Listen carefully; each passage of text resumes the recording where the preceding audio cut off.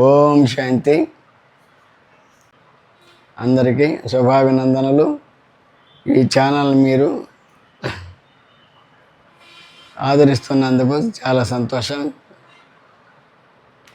పోయిన ఎపిసోడ్లో చాలా చెప్పుకున్నాము. ఇప్పుడు మనం తర్వాత గుర్తు చేసుకుంటాము. అప్పుడు బాబా వచ్చి మనకి వివరిస్తారు. ఎట్లా వివరిస్తారంటే, ఆయనకి మాట్లాడేదానికి మైక్ కావాలి. ఆ మైకే మానవుడి శరీరం. ఆ మానవ శరీరం ఎవరు? బ్రహ్మాబాబా మొట్టమొదటిసారిగా వస్తాడు.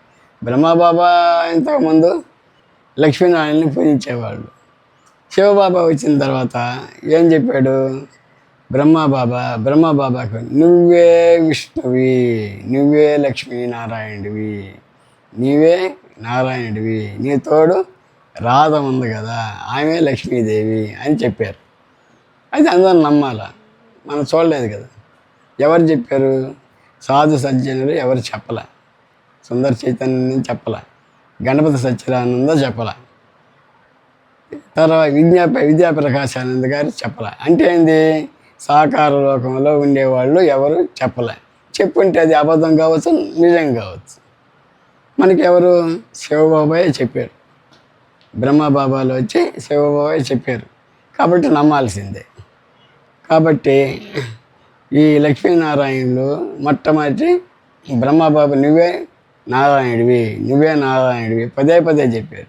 అప్పుడు బ్రహ్మబాబా ఒళ్ళు పులకరించింది. ఎందుకు పులకరించిందంటే, లక్ష్మీనారాయణ ఫోటో పెట్టుకున్నాడు కదా. అప్పుడు నువ్వే నారాయణుడు అయ్యా అని చెప్పేలేకి నాకు ఆయనకి ఎంతో సంతోషం వేసి ఈ ప్రాపంచిక విషయాలపై అనాసక్తి ఏర్పడింది, ఆసక్తి పోయింది. ఆయనకి ఎన్నో కోట్లు ఉన్నా ఆ కోట్ల రూపాయలు సంస్థకి వినియోగించారు. 100 కోట్లు, 110 కొందరు 100 కోట్లు అంటారు. ఆయనకి వజ్రాల వ్యాపారి. ఆయన పుట్టుపూర్వతలు కూడా చెప్తారు. బ్రహ్మబాబా మంచి 6 అడుగుల ఆజానుబాహుడు. ఈ విధంగా బ్రహ్మబాబాని తన వృద్ధ శరీరం అంటే తన రథంగా చేసుకున్నాడు.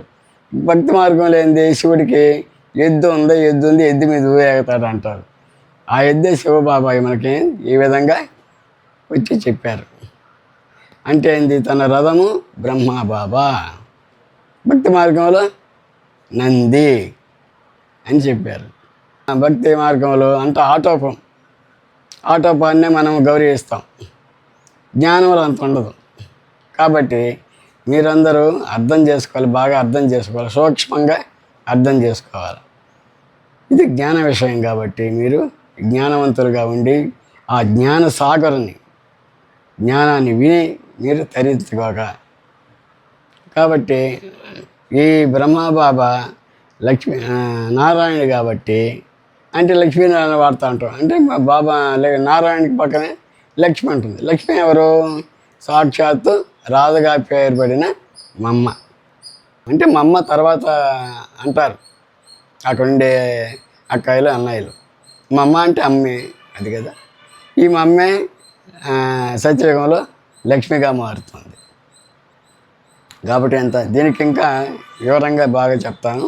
సరస్వతి కూడా అవుతుంది. ఈ మమ్మాయే సరస్వతి కూడా అవుతుంది. దానికి గుర్తుగా వీణ వాయిస్తుంది. సరస్వతి గుర్తు వీణ వాయిస్తుంది. ఇది వాళ్ళ యొక్క పూర్వోత్తరాలు. ఇక్కడ శివబాబా ఒక పదం వాడాడు, అంటే చెడు గుణాలకి. రావణుడు. ఈ రావణుడు అనేది రాముడు వేరే, రావణుడు వేరే. రాముడు శివబాబా, రావణుడు చెడు లక్షణాలు కలిగిన వాడు. ఇందులో ఆయనకి 10 తలకాలు ఉన్నాయని చెప్పాడు. ఒకటి అంటే మగవారిలో 5 చెడు గుణాలు, ఆడవారిలో 5 చెడు గుణాలు చెప్పాడు. ఈ మొత్తం కలిస్తే రావణుడు పూర్తవుతాడు. ఈ రావణుడు మొదటిది ఏంది? కామం, రెండోది క్రోధం, మూడోది లోభం, నాలుగోది మోహం, ఐదోది మాత్సర్యం. ఇది పురుష లక్షణాలు.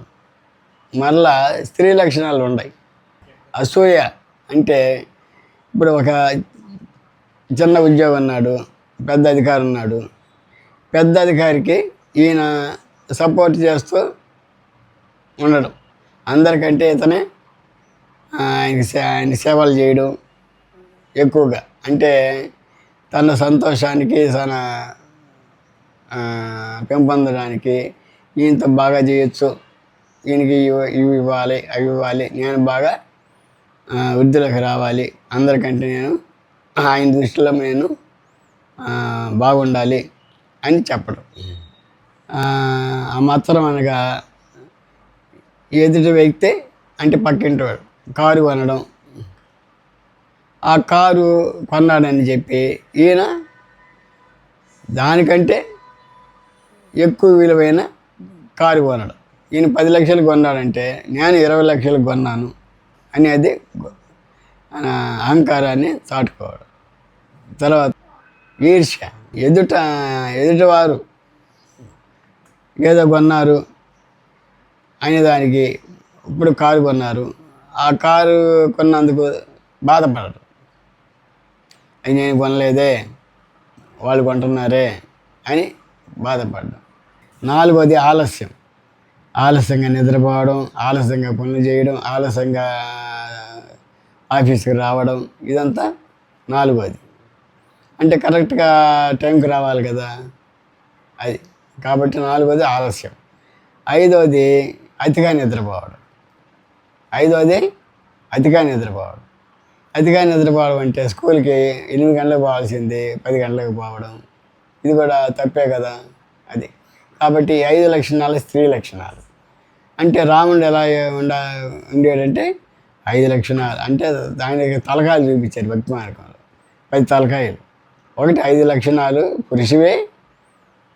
పురుషుడివి, రెండోది 5 లక్షణాలు స్త్రీవి. ఇది కలిసి మొత్తం కలిసి రావణాసురుడు.